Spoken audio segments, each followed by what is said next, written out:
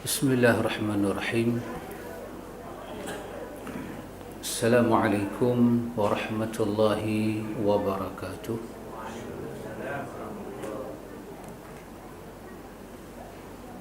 Innal hamdalillah nahmaduhu wa nasta'inuhu wa nastahdihi wa nastaghfiruh. ونعوذ بالله من شرور أنفسنا ومن سيئات أعمالنا من يهده الله فلا مضل له ومن يضلل فلا هادي له أشهد أن لا إله إلا الله وحده لا شريك له وأشهد أن محمدا عبده ورسوله اللهم آت نفسي تقواها وزكيها أنت خير من زكاها أنت وليها ومولاها أما بعد.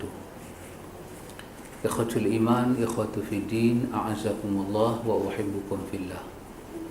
الحمد لله ثم الحمد لله. Alhamdulillah ikhwatul iman, kita sambung majlis ta'lim kita. Alhamdulillah kita sambung baca kitab kita Jami'ul Ulum wal Hikam. Kita masuk hadis yang ke-44. Hadis ke-44 ini hadis berkaitan dengan bab ar-radha'ah, bab susuan. Ibnu Rajab Hambali masukkan hadis ini dalam kitab dia. Cuma kita tak main lagi, saya tunggu Ustaz. Tinggallah kita. Saya pakai buku Ustaz. Okey. Pada ingat dia kata Al-Fadhil ni apa? Tinggallah kita. Ya Ustaz Nan tolong ambil.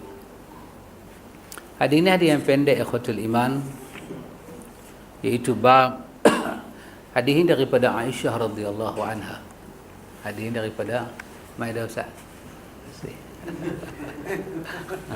Terima kasih.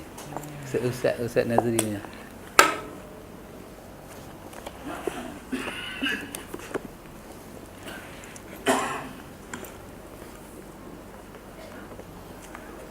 Muka surat 408.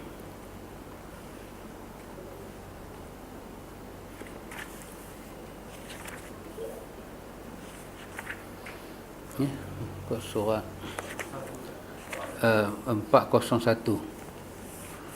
Baik. Hadis ini daripada Aisyah radhiyallahu anha. Kata dia ar-radha'ah, kata dia Rasulullah sallallahu alaihi wasallam bersabda, ar-radha'atu tuharrimu ma tuharrimul wiladah. Nabi kata penyusuan itu mengharamkan apa yang diharamkan oleh sebab melahirkan. Hadis ini adalah hadis Bukhari dan hadis Muslim. Imam Muslim juga meriwayatkan daripada Urwah, daripada Aisyah radhiyallahu an, yahrumu min ar-radha'ati ma yahrumu min an-nasabi. Menjadi haram kerana penyusuan apa-apa yang haram kerana nasab. Jadi hadis ini bagi tahu kepada kita apakah kesan penyusuan itu. Penyusuan itu membawa kesan kepada hukum mahram. Hukum dia jadi hukum mahram. Al-wiladah bermakna kelahiran. Kelahiran ni kalau satu wanita tu dia melahirkan lelaki, dia melahirkan perempuan, tu semua anak-anak dia lah. Anak-anak yang dia lahirkan. Kemudian kalau ada orang lain yang dia tidak lahirkan, tapi orang lain itu menyusu dengan dia, maka dia membawa hukum sama dengan kelahiran yang dia lahirkan. Maksudnya orang kata dia pernah jadi saudara susu lah. Jadi saudara susu berdasarkan hadis ni. Lepas itu berlaku dah hukum mahram, dia boleh jadi mahram. Para ulama telah ijma' untuk mengamalkan hadis ini secara umum, dan bahawasanya menyusui mengharamkan apa yang diharamkan oleh fakta nasab keturunan. Maka apabila telah diketahui apa-apa yang haram kerana fakta nasab, maka semua yang haram kerananya juga haram kerana fakta menyusu. Maka seorang laki-laki haram menikahi ibu sesuanya dan seterusnya ke atas. Itu kesan dia. dia tak ada kahwin dengan mak dia susuan, maka naik ke atas lah. Perempuan tu punya mak naik ke atas lah, semua naik. Maka atas begitu pula anak-anak perempuan dari ibu susuan tersebut, dan seterusnya ke bawah. Juga saudara-saudari kerana susuan, juga anak-anak perempuan daripada saudari susuan. Maka bibik-bibiknya daripada pihak bapa dan bibik-bibiknya daripada pihak ibu kerana faktor susuan tersebut. Dan begitu seterusnya ke atas selain anak-anak perempuan mereka. Maka dari ini adalah bahawasanya perempuan apabila telah menyusui seorang bayi dengan penyusuan yang dianggap sah dalam masa yang dianggap sah, maka dia menjadi ibu bagi si bayi tersebut dengan nas dalil kitab Allah, sehingga si ibu susuan itu menjadi haram bagi bayi. Dan begitu pula si ibu susuan itu, dan seterusnya ke atas, baik dari nasab maupun susuan, dan anak-anak perempuannya semuanya menjadi saudari bagi si anak yang disusui tersebut. Maka anak-anak perempuannya tersebut menjadi haram dia nikahi dengan dalil dalil daripada Al-Quran. Maka berlakulah hukum susuan. Maka anak susuan dengan mak susuan jadi mahram. Bahkan dengan ibu susuan, si Ahmad menyusu dengan Zainab. Ahmad menyusu dengan Zainab, ibu susuan lah. Saya mengajak tengah hari ni mengantuk lah. Tambah kena bab menyusu pula, mampus. Tak ada pasal dia macam bab ni tengah hari. Sekejap lagi nak kena ajak pula teknik menyusu macam mana. Si Ahmad menyusu dengan Zainab, maka Zainab ini menjadi ibu kepada Ahmad. Dan Ahmad ini, Zainab ni ada kak. Zainab ini ada adik perempuan. Semua adik perempuan Zainab ni dia ada kak, dia ada adik perempuan. Dengan Ahmad ni semua jadi hukum mahram, naik ke atas. Tapi adapun Ahmad dengan anak kepada anak menakan Zainab ini, dia jadi hukum sepupu lah. Dia bolehlah kahwin. Begitu dia nak habaq pada kita. Benda ni dia kata, benda ni dengan nas, benda ni dengan dalil daripada hadis tadi. Dan keharaman yang lainnya diambil kesimpulan daripada as-sunnah, sebagaimana disimpul dari as-sunnah bahawa haramnya mengumpul antara dua orang isteri itu tidak hanya khusus bagi dua orang bersaudara, akan tetapi seorang perempuan dengan bibiknya dan pihak ayahnya juga haram. Dan begitu pula seorang perempuan dengan bibiknya daripada pihak ibunya. Ini ikhwatul iman. Cuma ulama khilaf. Ini mahram melibatkan susu, maka dia jadi mahram. Dia laki-laki, dia tak kahwinlah dengan anak perempuan yang disusu tu, mahram. Ulama khilaf dalam masalah pesaka, dia terlibat tak? Itu benarnya dia tidak terlibat dalam masalah pesaka. Dia hanya menjadi nasab saja, nasab tak lebih daripada itu. Dan nak tukar binti tak boleh. Ini hanya menjadi dalam masalah radha'ah, susuan. Dan budak ni dia menyusu dengan perempuan ini, dia minum susu itu berapa kali dia minum sampai dia jadi anak susu satu. Kemudian ada tak batas umur budak ni menyusu? Kau macam kita dah tua bangka pergi menyusu ni pun jadi anak susu juga. Atau macam mana? Itu ada dibincang. Sebahagian para ulama meletakkan budak tu mesti di bawah aqil baligh. Rasanya ini yang lebih jelas. Aqil baligh. Dan jumlah susuan itu dia minum yang mengenyangkan. Nanti itu khilaflah ulama, ada kata 3 kali mengenyangkan, ada kata 5 kali. Yang penting dia menyusu susu badan wanita tu masuk dalam badan dia dan mengenyangkan. Maka jadilah anak susuan. Maka hukum-hukum aurat semua macam anak biasa. Maka kena jagalah. Ini fitrah. Wanita ni kalau dia kahwin, kemudian dia bersalin, kemudian Allah bagi fitrah kat dia, bagi anak, dan Allah bagi fitrah susu. Itu Allah supply nikmat dan kurnia Allah untuk dia membela zuriat dia. Kalau dia tak kahwin, fitrah susu tak ada dalam badan, dia tak bersalin, tak ada. Kemudian dia ambil anak angkat, lepas tu dia nak dia nak menyusu juga anak dia, maka berlakulah kita panggil perkara yang di luar fitrah. Dia nak menghasilkan susu tu, susu tidak datang secara fitrah, susu datang dengan jalan dipaksa. Maka dia makan ubat. Dan teknologi yang ada, susu boleh ada dalam badan wanita, tetapi kena tahu satu perkara, dia bukan fitrah. Dia bukan fitrah. Allah bagi susu kepada ibu-ibu ni sebagai fitrah. Sebagai fitrah. Kerana itu, ini adalah sebagai kurnia Tuhan untuk menunjukkan sedikit kemuliaan wanita itu. Wanita itu. Dan ada juga perbahasan para ulama. Saya pun nak cakap malu juga. Tapi kerana saya malu tu tinggi, saya tak cakap lah.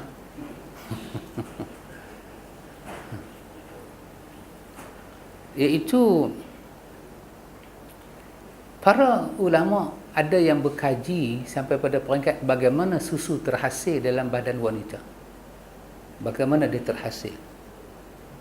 Dia terhasil juga ada kena mengena dengan suami, peranan suami.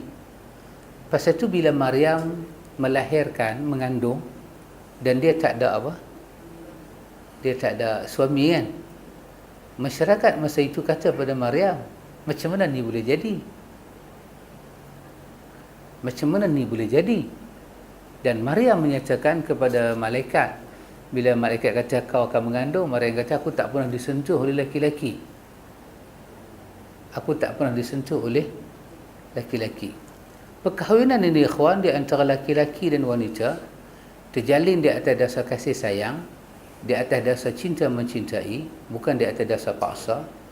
Apabila suami menyentuh isteri dengan cinta, dengan kasih sayang, dengan pilihan masing-masing, dia merubah segala hormon dalam badan, sentuhan itu. Sampailah kepada tahap terciptanya susu dalam badan.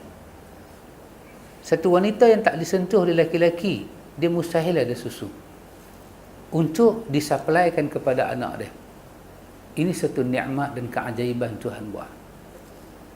Pasal itu kalau ada suami termakan susu isteri, dia tak jadi anak susu. Sajalah saya pergi abang. Saya benda tu berkongsi. Dia tak jadi anak susu. Kadang orang takut kan, ibu-ibu menyusu. Kadang anak tak mau menyusu, dia sakit, dia bengkak. Maka suamilah tolong. Dan tak salah. Dia bukan aib. Seperti saya tengok belah ni, dia bukan aib.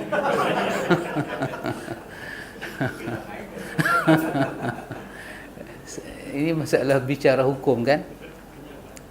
Kenyang tak kisah. Sebab dia punya syarat dia di bawah umur akhir baligh. Dan itu bukan suami dia lah. Suami belum akhir baligh. Maka kalau terminum susu isteri, maka itu tidak menjadi aib. Tak menjadi aib. Dan bahkan kalau dia biak, itu lebih mudarat, kesakitan. Maka yang saya nak katakan itu ialah bahawa inilah keajaiban agama. Perasaan kasih sayang dua orang antara laki-laki dan wanita, dia mencipta nikmat dalam badan. Nikmat. Sangat nikmat. Sangat ajaib agama ini, sangat ajaib. Sampai bab menyusu ini dibincang. Pasal itu Quran menyatakan kepada kita bahawa susuan yang sempurna itu adalah haulaini kamilaini liman arada an yutimma radha'ah, iaitu 2 bulan 2 tahun yang sempurna. 2 tahun bagi orang yang hendak menyempurnakan susuan. Tapi sekurang-kurang menyusu, Quran kata 6 bulan. So ibu jangan benarkan anak makan apa-apa di bawah 6 bulan. Jangan benarkan. Pisang ke, ubi kayu ke, cok kodok ke, jangan bagi makan lagi. Nak bagi makan, kalau nak stop susu ibu, mesti 6 bulan cukup dan ke atas. Itu daripada ayat Quran. Dan saya ingat doktor pun sepakat dengan kita ini. Kalau budak tu menyusu tak cukup 6 bulan cukup. Katalah dia menyusu 3 bulan. Bukan kerana sebab kesihatan ibu. Masalah ni ibu ni model lah. Dia model. Kat ni dia anak dia menyusu lah macam mana leceh lah, dia nak model, nak tergedik sana tergedik sini, susah. So dia ambil keputusan bagi susu tin. Sama ada susu lembu atau susu kambing. Saya tak tahu susu apa dia bagi. Dia makan. Artinya masuk dalam perut anak ini lain daripada susu ibu. Maka saya ada forum dengan Dr. Nasim. Maka dibuat satu, kata Dr. Nasim, dia forum kesihatan dengan saya. Dr. Nasim kata kesemua orang-orang yang dibuat kajian yang sekarang ini umur 40, umur dah 50, sekarang ni dia kena kencing manis. Dia kena kidney problem. Berpunca daripada hari tu penyusuan dia tak cukup 6 bulan. Salah satu sebab insulin badan tak kuat. Susu. Subhanallah.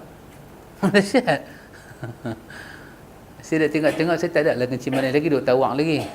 Kan? Saya menyusu cukup 2 tahun. Kata mak saya, tu tulang kuat.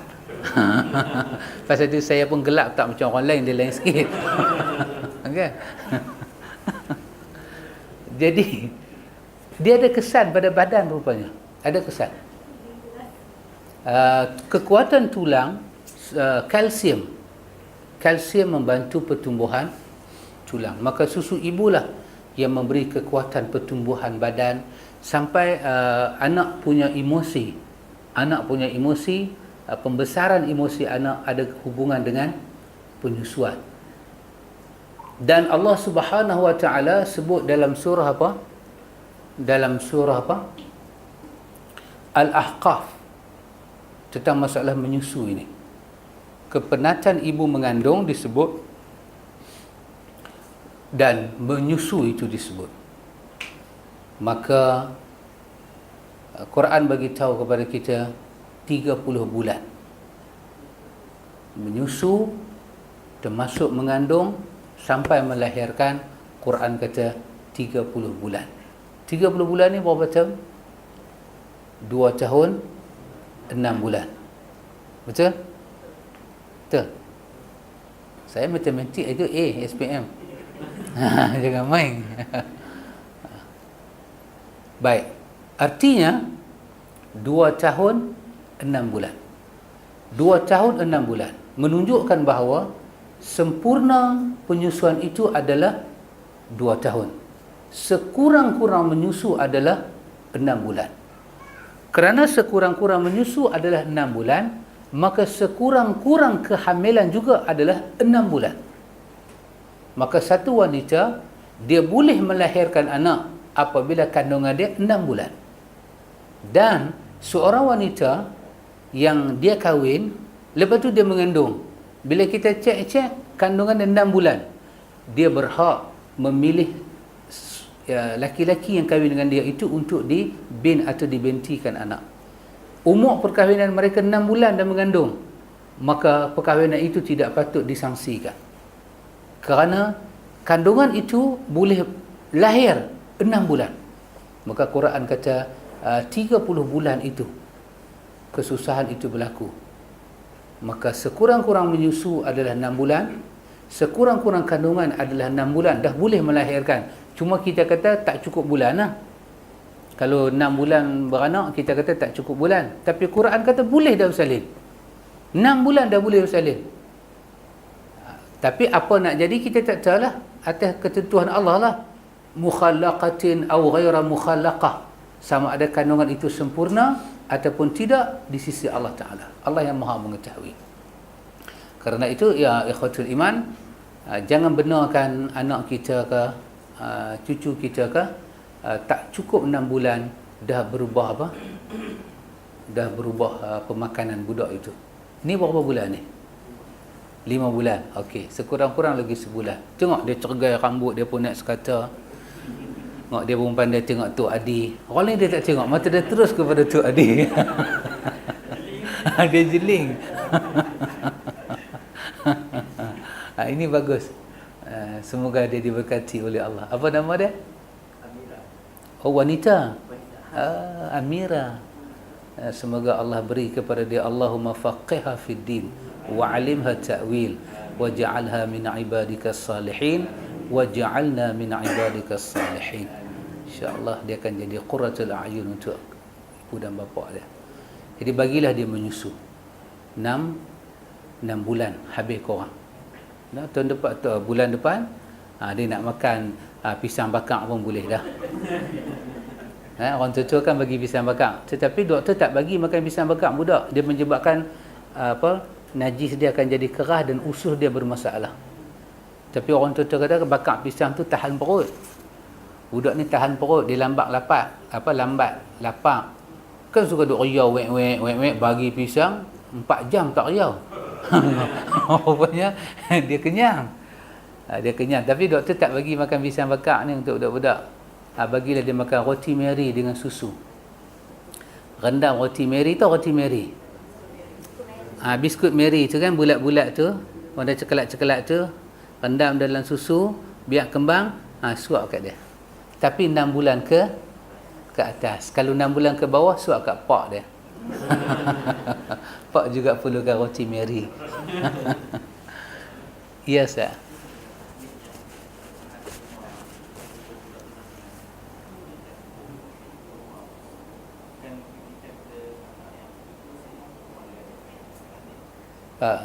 Tahnik budak budak yang dilahirkan.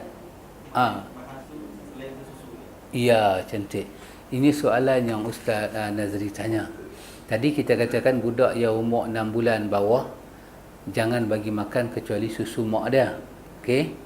Maka timbul soalan, habis tahnik kita buat tu macam mana? Tahnik kan, tahnik buat umur berapa? Belah mulut orang Melayu panggil. Belah mulut. Beranak-beranak lah. Biasalah belah-belah kampung saya tu. Saya duduk belah Melbourne, belah kampung saya sana. Belah kampung saya sana 7 hari ya. Baik. Maka Ustaz Nazri tanya, baik, bagaimana dengan tahnik? Bukankah tahnik itu kita mamah kurma lembut ni rutab, mamah dan kita masukkan ke dalam langit-langit budak tu dan budak tu mamah kan? Baik. Kerana inilah para ulama sepakat pada satu benda. Tahnik ni khusus untuk Nabi saja. Dia khusus untuk Nabi. Dia bukan untuk kita. Pasal itu dalam agenda kelahiran anak, tahnik tidak masuk benda yang menjadi tuntutan. Dia khusus kat Nabi. Pasal barakah elok Nabi. Pasal itu Ummu Sulaim kata pada Anas kan, bawa anak yang dilahirkan. Pasal itu tahnik dibuat masa bila? Masa kelahiran, bukan 7 hari.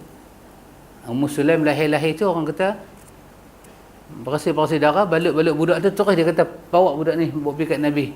Nabi pun tahnik. Termasuk Syekh Utsaimin kata tahnik ni untuk Nabi. Tetapi kalau kita nak buat, dia kata, kalau kita nak buat, kita buat lah. Kita nak buat lah, kita kata tahnik kan Nabi pernah buat. Tetapi yang jelasnya tahnik itu lebih khusus untuk Nabi.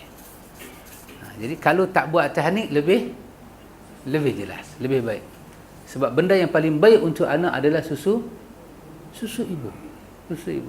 Maka kurma yang masuk dalam mulut Nabi, yang kunyah adalah Nabi keluarkan masuk dalam langit-langit budak tu, dan budak tu duk cap.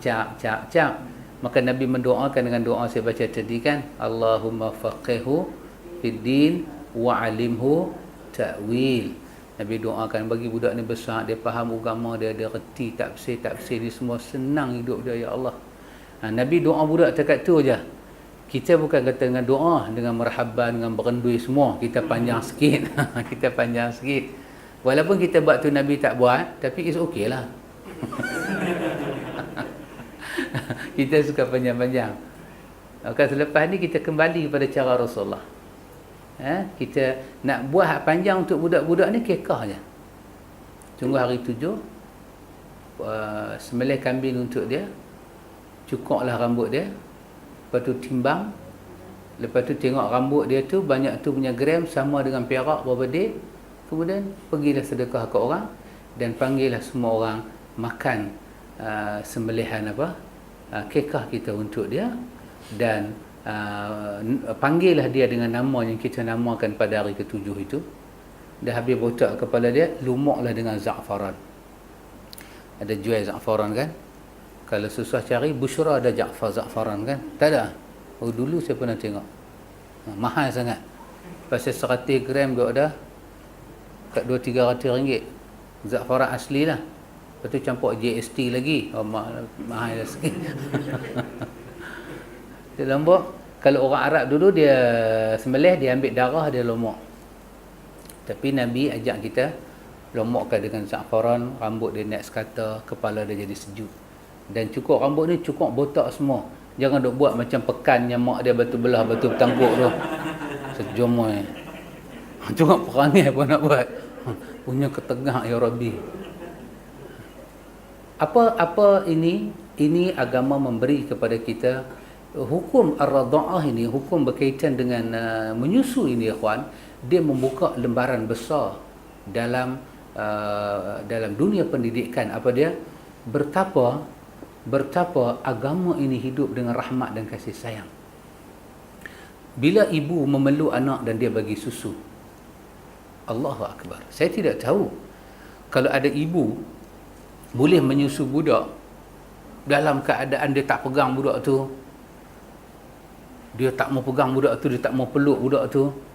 Saya tak boleh nampak dia nak menyusu macam mana. Tak boleh buat. So dia kena tumpu. Ima anak orang, dia nak ambil jadi anak dia, dia kena melalui proses yang sama. Dia kena peluk budak tu. Daripada awal, pendidikan memberitahu pada kita, tunjang dan tonggak utama pendidikan adalah kasih sayang. Dan hukum menyusu ini dibuka sampai hari kiamat. Boleh berlaku. Boleh. Kita boleh menyusu anak orang. Dan ada bab dibuka pula oleh para ulama, boleh dah ambil upah bila menyusu. Ni bab yang dibuka. Boleh dah ambil upah. Dan para ulama benarkan upah. Tapi taklah sampai bini kita nak kata pada kita, abang hari ni saya menyusu anak 5 kali, upah saya macam mana? Taklah sampai begitu.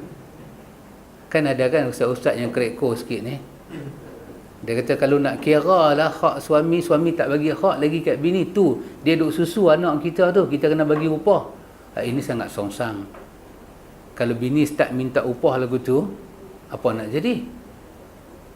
Seolah-olah tu bukan anak dia. Itu tidak boleh. Itu tidak sepatutnya dimasukkan. Upah ni benda luar. Seperti apa? Orang Arab punya tradisi dulu kan, ambil upah menyusu. Silakan.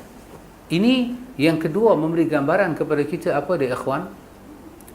Betapa agama ini dia fitrah. Fitrah. Tidak ada pandangan lebih segar daripada pandangan kita melihat keputihan susu ni. Dan pada malam Mi'raj, Nabi nak pergi Mi'raj, diberi pada Nabi susu dan arak, dan Nabi memilih susu. Dan arak yang dipilih pada Nabi itu bukan arak 18-13 tu. Itu arak syurga.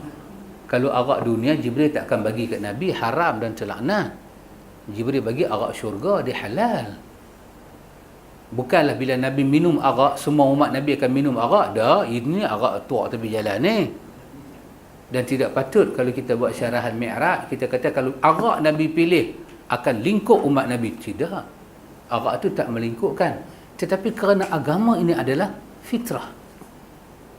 Fa'aqim wajhaka lid-dini hanifa fitratallahi allati fatara an-nasa 'alayha la tabdila li khalqillah. Dan hadis kan, kullu maulud yuladu 'alal fitrah. Jadi ikhwatul iman, apabila budak itu menyusu, maka berlakulah kepadanya hukum susuan. Dan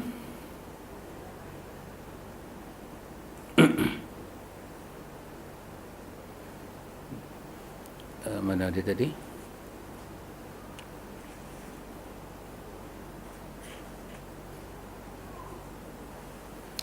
Ini ditunjukkan oleh sunnah, iaitu apa yang diriwayatkan oleh Aisyah, iaitu bahawasanya Haflah saudara Abu Qais meminta izin pada Nabi setelah turun ayat memerintahkan hijab. Aisyah berkata, aku berkata demi Allah, aku tidak akan mengizinkannya hingga aku minta izin pada Rasulullah sallallahu alaihi wasallam terlebih dahulu, kerana Abu Al-Qais bukan orang yang menyusuiku, akan tetapi aku disusui oleh isterinya. Aisyah berkata lagi, maka ketika Rasulullah masuk, aku menceritakan hal itu kepada beliau. Maka beliau bersabda, "I'dzani lahu fa innahu ummuki wa taribat yaminuki." Nabi kata, izinkanlah untuknya kerana dia telah menjadi pamanmu, semoga tangan kananmu berdebu. Dan Abu Qais adalah suami dari perempuan yang menyusui Aisyah radhiyallahu anha. Rupanya Aisyah sendiri itu ada ibu susu. Satu hari ibu susu punya suami panggil apa? Bapak susu ah. Boleh panggil bapak susu.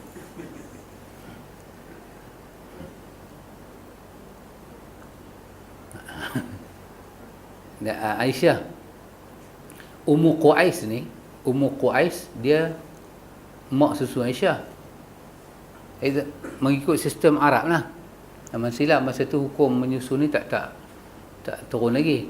Jadi bila dah Aisyah pun dah besar, kahwin dengan Nabi semua, dia mai.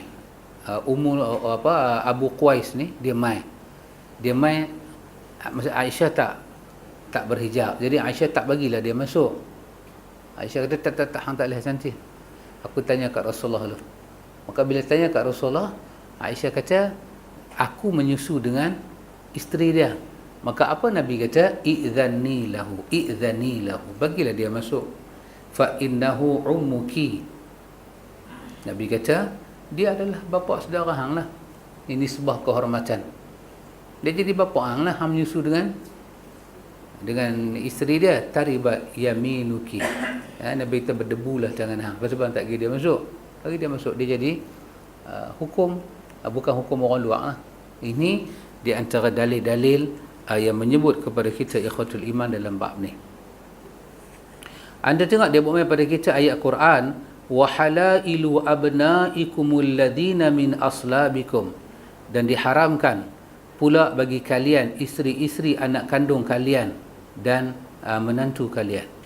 Maka mereka berkata, maksudnya bukan bererti tidak haram isteri anak dari susuan, akan tetapi maksudnya adalah isteri-isteri dari anak angkat, yang mana mereka bukan anak-anak daripada nasab, tidaklah diharamkan. Jadi berkaitan dengan anak orang yang kita menyusu, dia dengan kita jadi hubungan keluarga. Tapi kalau mereka itu ada anak angkat yang tidak terlibat dengan susuan, maka tidak boleh kita perpanjangkan benda itu. Ikhwatul iman, hadis ini sangat pendek. Kalau kita baca sebenarnya 10 minit boleh biar. 10 minit boleh habis. Jadi kita pegang ar-radha'atu tuharrimu ma tuharrimul wiladah. Penyusuan itu mengharamkan apa yang diharamkan oleh sebab melahirkan. Maka kita jadi saudara susu, dan itu diiktiraf oleh agama. Cuma saya katakan tadi, makan ubat, satu wanita tak kahwin ataupun dia kahwin, dia tak ada anak, kemudian dia nak ambil anak angkat, dia makan ubat, dia memaksa susu tu datang daripada badan dia, itu bukan fitrah. Tapi dari segi fiqh dia, para ulama bincang boleh ke tak boleh? Boleh lah. Tetapi bukan fitrah, bukan itu yang dimaksudkan dengan menyusu sampai kita berpenak. Tidak. Susu ni anugerah Tuhan. Susu ni adalah anugerah Tuhan. Saya suka nak tambah sedikit, ikhwan. Kadang-kadang saya kata ini pandangan saya, my personal opinion only. Ini bukan agama, ini pandangan saya. Boleh setuju dan boleh nyahkan. Ada orang kahwin lama tapi tak ada anak. Maka apa masalah dia? Petua. Try ni, mengurut. Daripada perempuan mengurut perempuan, sampai jantan mengurut perempuan, sampai pondan mengurut perempuan. Punya nak apa? Petua. Orang kata pergi Arafah, pergi Uhud. Di Uhud ada dia jual buah zuriat. Beli buah zuriat, tu dia nala-nalanya duk ada buah zuriat. Beli mai. Nama pun buah zuriat. Kata ambil biji dia rebuskan macam mana, 7 malam buat makan tengok. Ada orang bagi tahu apa dia? Makan bunga kurma. Bunga kurma. Makan bunga kurma. Ada orang bagi tahu pula kepada kita, Tamanah nak kena pinai bukit Tamanah kah? Ambil embun yang pertama, jatuh atas pokok yang pertama, tak ada halangan apa. 7 malam. Makan. Lepas tu akhirnya dia kata tak jadi juga, kita kena jumpa doktor moden lah. Doktor moden pula bagi ubat. Bagi paksa badan ni untuk menerima apa? Proses. Ikhwatul iman, saya katakan tidak salah. Tetapi satu benda kita kena tahu, urusan hidup ini Allah yang tentukan. Redalah dengan apa yang Tuhan buat pada kita berdasarkan fitrah. Allah nak kita hidup tak ada anak, itu pilihan Tuhan pada kita. Kita kata saya nak usaha, silakan. Tapi jangan sampai kita yakin kata apa yang kita usaha ni keluar daripada mampu kita. Jangan. Fitrah Tuhan. Fitrah Tuhan. Tuhan nak kita hidup macam tu. Apa dia hikmah pada kita? Quran kata pada kita, wa asa an takrahu syai'a wa huwa khairul lakum. Kadang-kadang kamu tak suka dengan satu benda, itulah baik untuk kamu. Itulah baik untuk kamu. Ada orang kata kita ambil anak angkat. Kadang-kadang ambil anak angkat, lepas tu dapat anak sendiri. Petua lah. Kenapa kata petua? Sebab benda ni tidak ada fakta pun, hanya petua-petua. Kalau tak ambil anak angkat pun, Allah nak bagi, boleh anak kan. Sahabat Nabi, dia mai jumpa Nabi kan, dia ada Muslim, dia kata, ya Rasulullah, saya ni insya-Allah lah, insya-Allah tak lekat anak, saya tahu nak buat ke mana. Nabi kata, dah, urusan anak ni urusan Tuhan. Insya-Allah. Orang lain saya tak tahu, saya bab ni saya terror. Tak apa, Nabi kata, Tuhan nak, dapatlah anak. Dia kata, tak ada, saya ada kaedah saya. Jelang berapa lama dia berjumpa Nabi kat masjid, nampak dia melengum. Nabi kata, pasal apa? Ya Rasulullah, dekat pula. Tengok Nabi kata, urusan ni urusan Tuhan. Kita usahalah, tapi jangan sampai kita kata pada diri kita, letih dah aku usaha ni. Tapi ada orang duk kata, kadang-kadang masalah mak mentua dengan pak mentua, mak sendiri dengan mak sendiri. Mulut ni jelabah betul. Hambila lagi. Hampa dah kahwin 2 tahun, tak nampak apa. Hampa duk buat apa lama-lama ni? Dia kata ada banyak benda duk buat, tak lekat langsung. Backpay kat mereka. Backpay ya? Tak ah. Bunyi pun tok ni, hak buta kayu ni. Bunyi pun mengidam apa? Mengidam nak main cucu. Porah. Nak main dengan cucu dia pun nak mampu. Tak ada pasal pi teringin metara tu. Beranaklah satu lagi.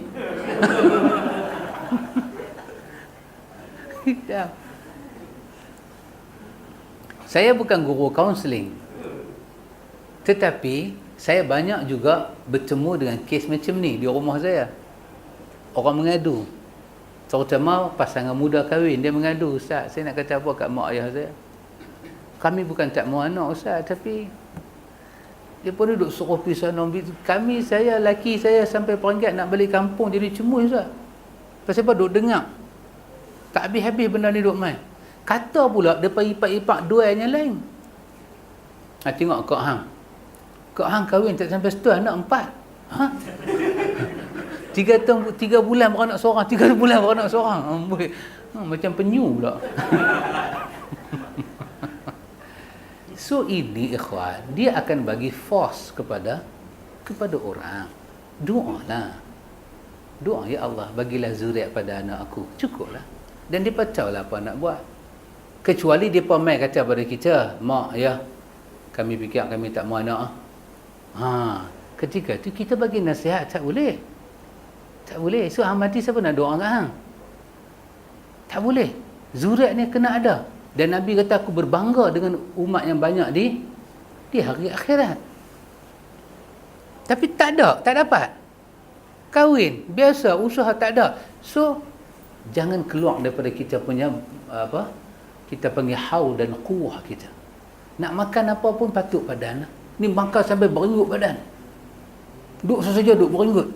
Kata Pakaisan ke? Duduk dia tu. Tadi kena Makjun. Makjun Power Plus 2. Nama Makjun. Makjun Power Plus 2. Pasal nak bagi power. Berenggut satu badan.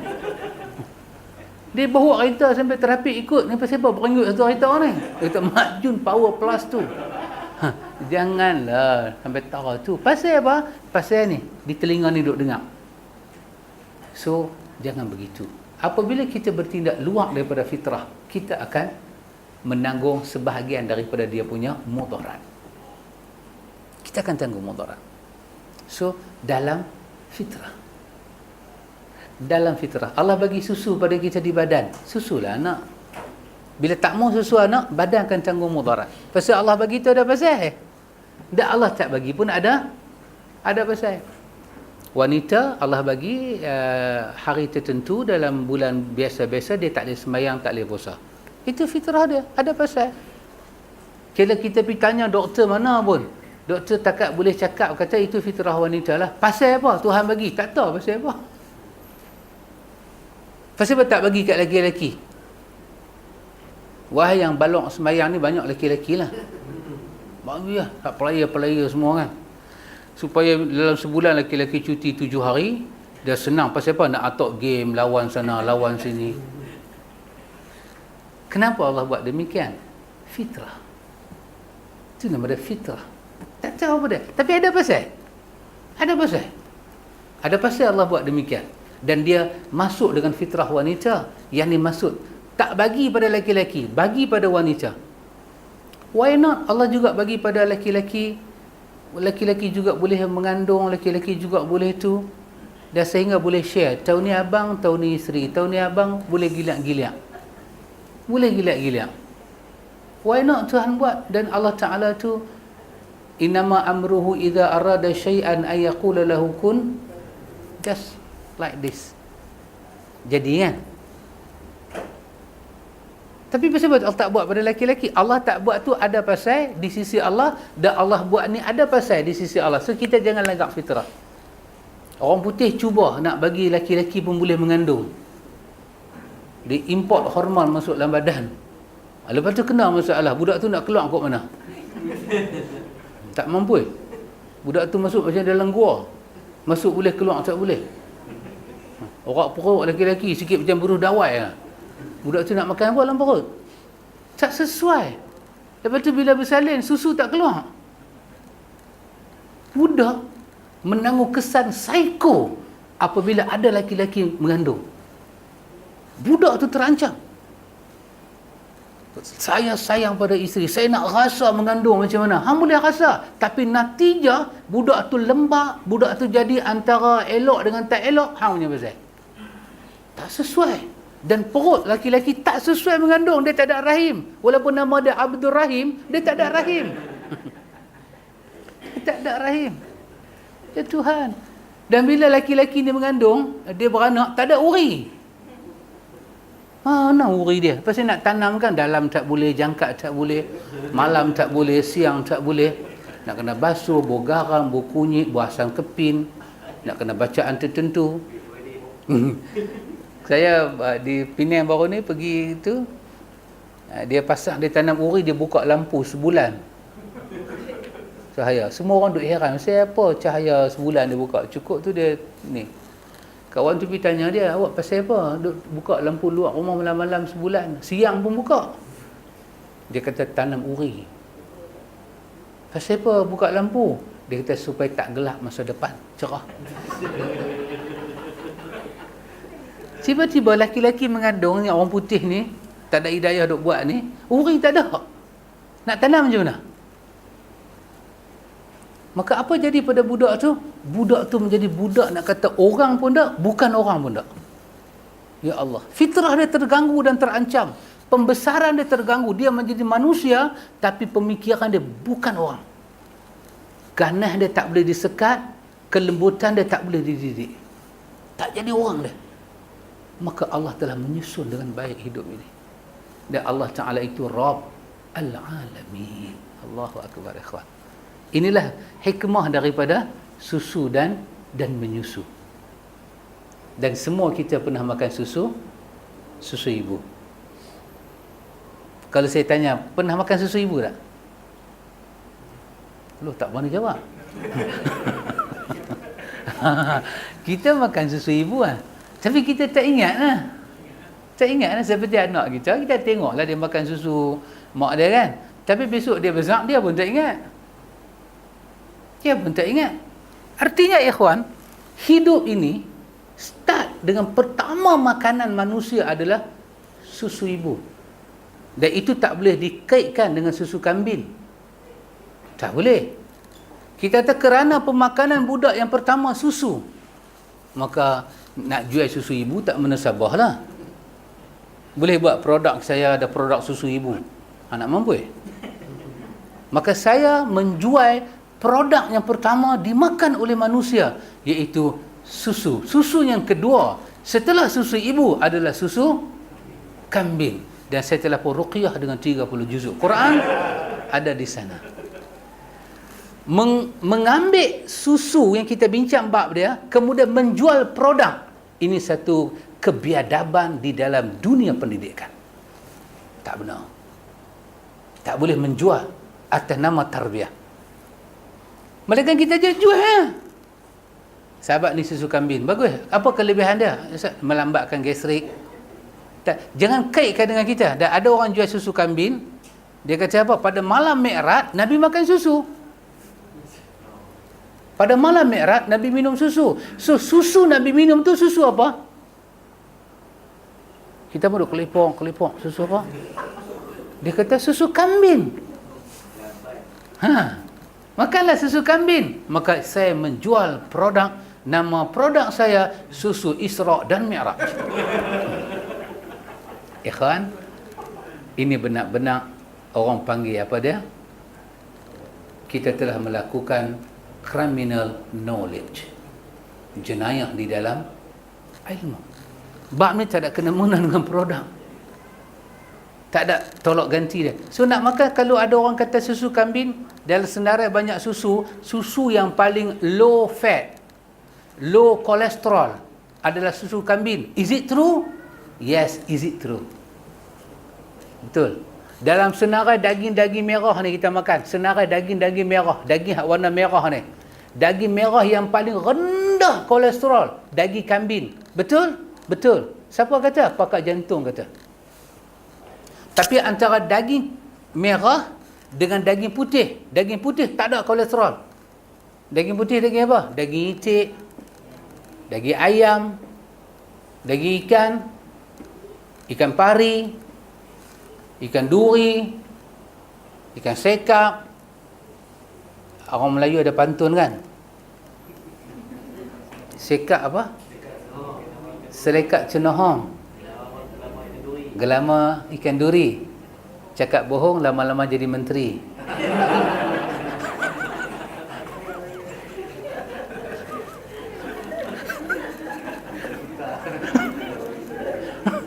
Je. Yang tu nyasih. Mampu pula aku.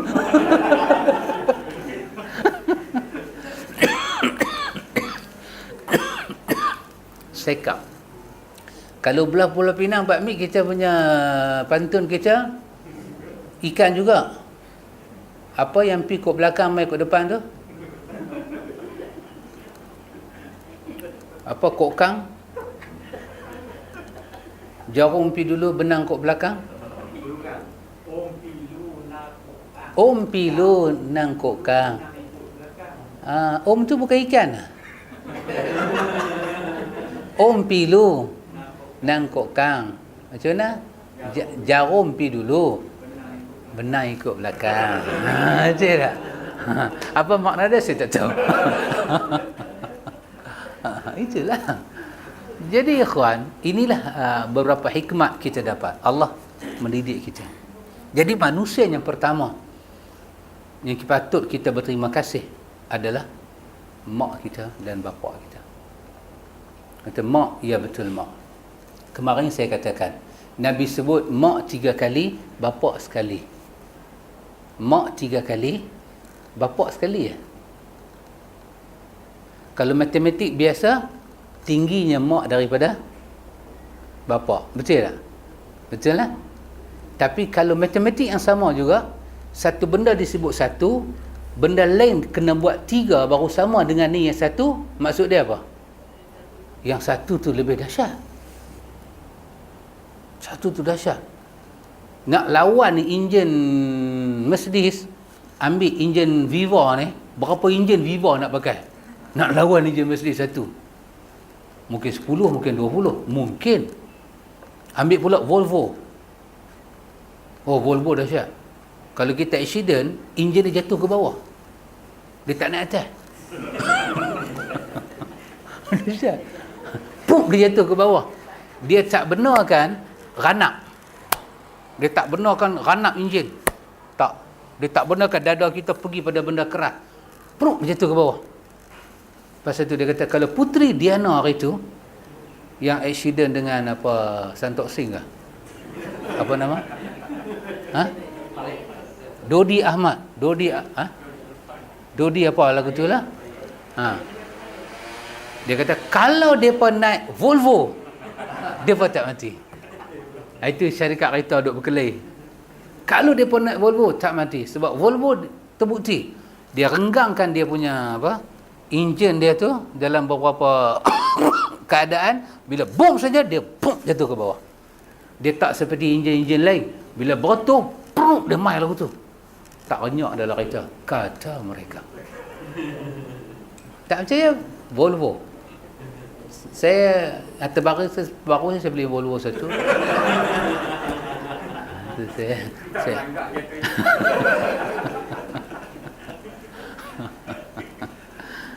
Jadi ikhwatul iman, itulah berkaitan dengan ini. Kita mesti bersyukur pada Allah dan berterima kasih pada mak ayah kita. Jadi semoga hadis ini ada manfaat pada kita, insya-Allah. Wallahu a'lam. Subhanakallahumma wa bihamdika asyhadu an la ilaha illa anta astaghfiruka wa atubu ilaik. Ada jamuan ke? Ha? Ada jamuan Balan? Ada jamuan insya-Allah. Boleh tak?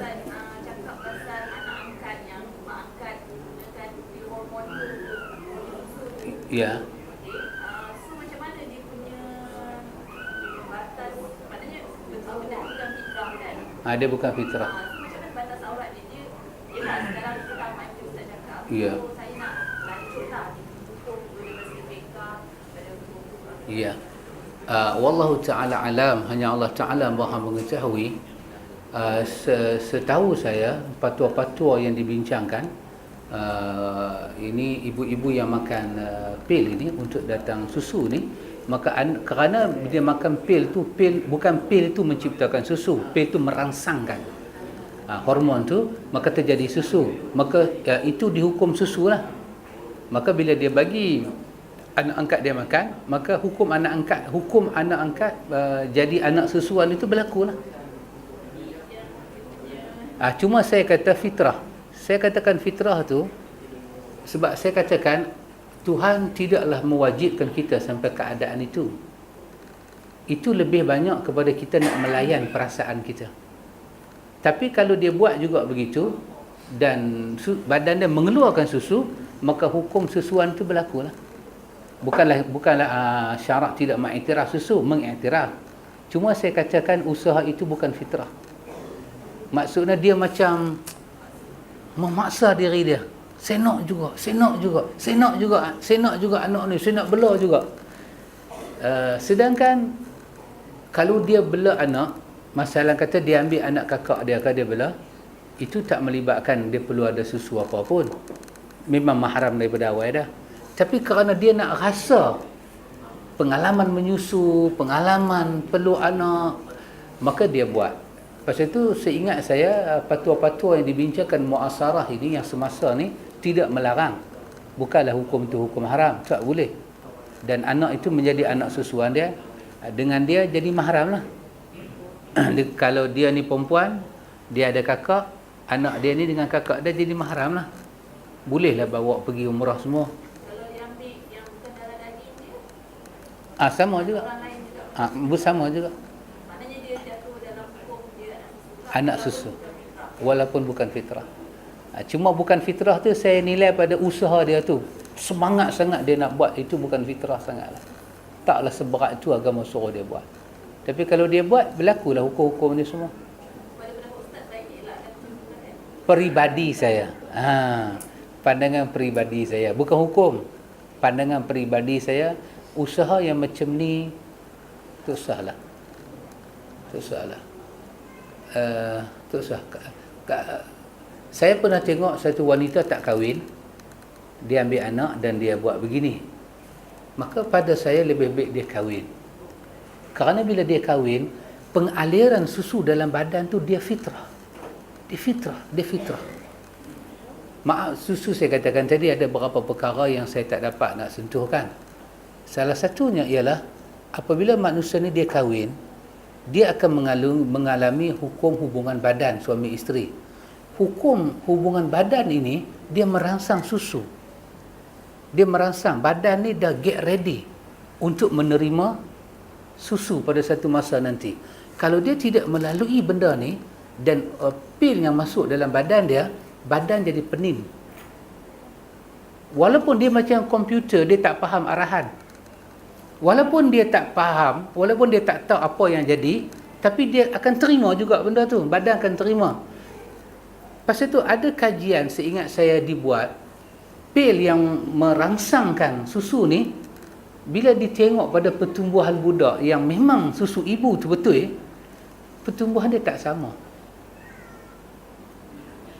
Kalau kita kata 90% sama, ya. Yang baki tu tak sama.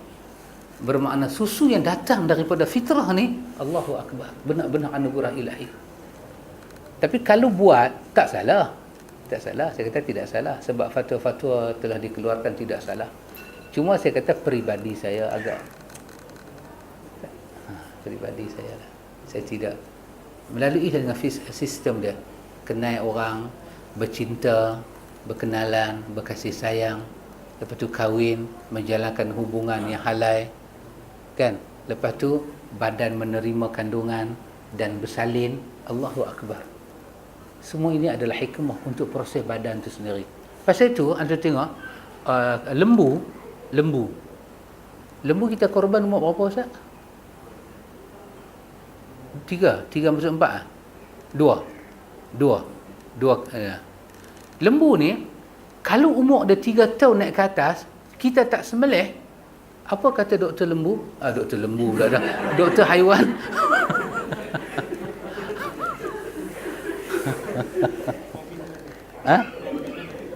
Confident. Macam mana? Dengan confident lah. Tapi takut dia dengar tu ke doktor lembu pula dia panggil.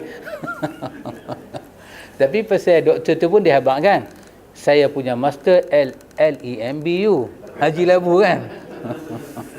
Baik. Dia kata apa? Kita duk tengok korban-korban kan, korban lembu. Rupanya lembu kalau umur dia sampai 2 tahun, kita tak sembelih dia. Pembesaran dia masuk tahun ketiga adalah azab untuk hidup dia. Azab.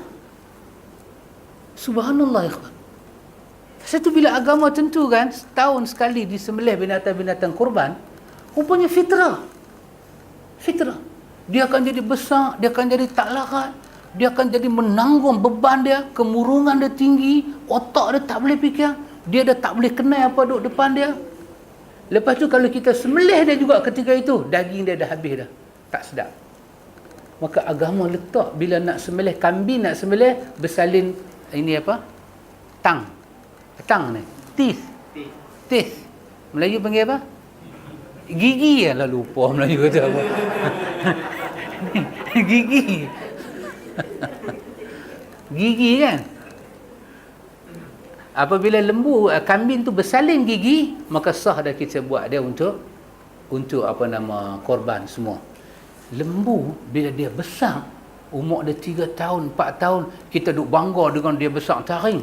Doktor haiwan menyatakan bahawa itu adalah azab dalam hidup dia. Ya Allah ya Tuhan.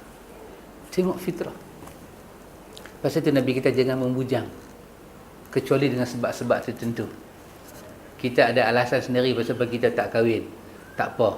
Tapi saja buat keputusan tak mau kahwin daripada awal, jangan.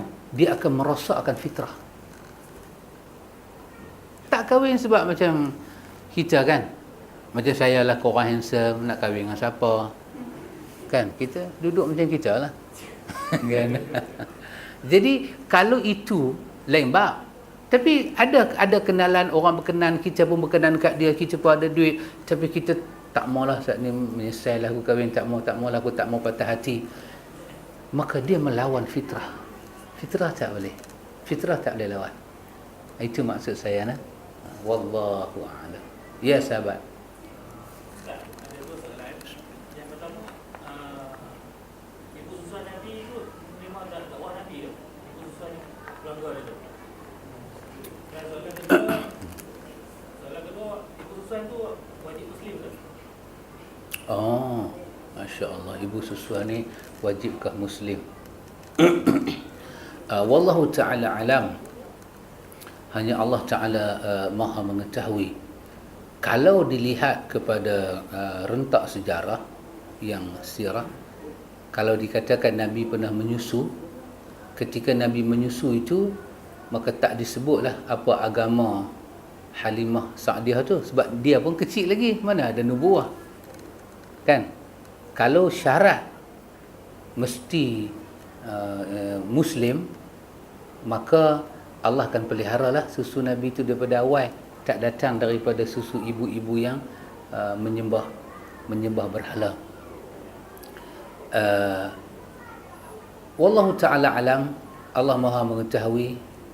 Memang sistem orang Arab itu dia menyusu, dan susu ibu ni mungkin dalam mazhab Syafi'i, menyusu satu orang Islam menyusu dengan orang Islam, itu yang menjadi keutamaan kita. Tapi mestikah syarat budak ni tak boleh hisap susu malaikan malaikan orang Islam? Seketat itu punya syarat kita tak jumpa lah. Kita tak jumpa. Tapi secara fitrahnya kan, kalau ada orang bukan Islam, dia kata saya nak volunteer lah, saya bukan minta upah apa, saya tengok budak ni comel, kebetulan saya pun ada susu, kita jenuh duk isi khorah tengah malam lah. Pasal apa, dia bagi bihun pun jenuh, seminggu dah isi khorah tak makan lagi bihun tu. Bihun ditambah susu kan. Saya ingat kita lebih pada allergic lah, bukan kepada boleh ataupun tidak boleh lah. Wallahu ta'ala alam. Dan seingat saya, ibu susuan Nabi yang pertama adalah Suwaibah. Kemudian Halimah kemudian. Itu siarahnya lebih jelas. Susuan ibu. Wallahu ta'ala alam. Boleh sahabat nah? InsyaAllah mudah-mudahan diberkati oleh Allah dunia sampai akhirat. Subhanakallahumma wa bihamdika asyhadu an la ilaha illa anta astaghfiruka wa atubu ilaik.